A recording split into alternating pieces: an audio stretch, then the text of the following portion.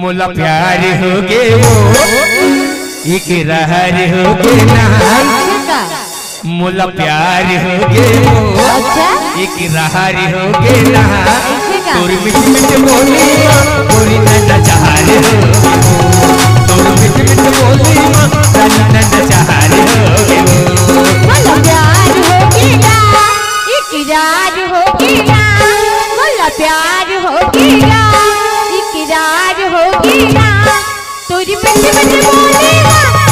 नन्ना हो गे ना तोरी मिट मिट बोली नन्ना हो गे ना प्यार हो गे ते हम प्यार हो गए तो का गीते मालूम है का छिटका ढोलक बजा का की बताओ ओ गीते मोला प्यार हो गे इकरार हो गे ना मोला प्यार हो गे इकरार हो गे ना तोर मिठ मिठ बोली तोरी नन्ना चाहर हो तोर मिठ मिठ बोली तोरी नन्ना चाहर हो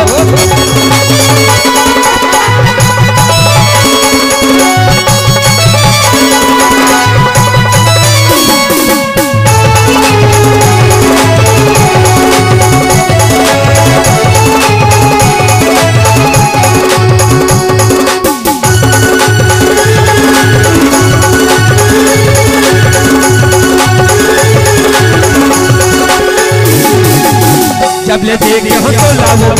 बैरी होगी जमाना वो जब ले देखे हो तो लावो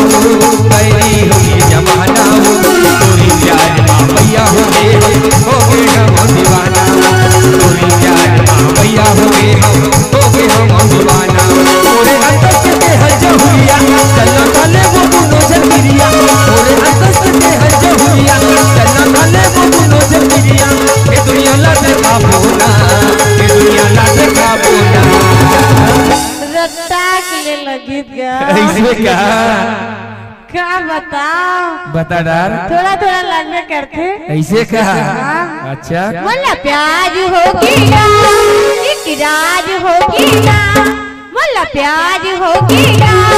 इकरार हो गया तोरी मिठी मिठी बोली मां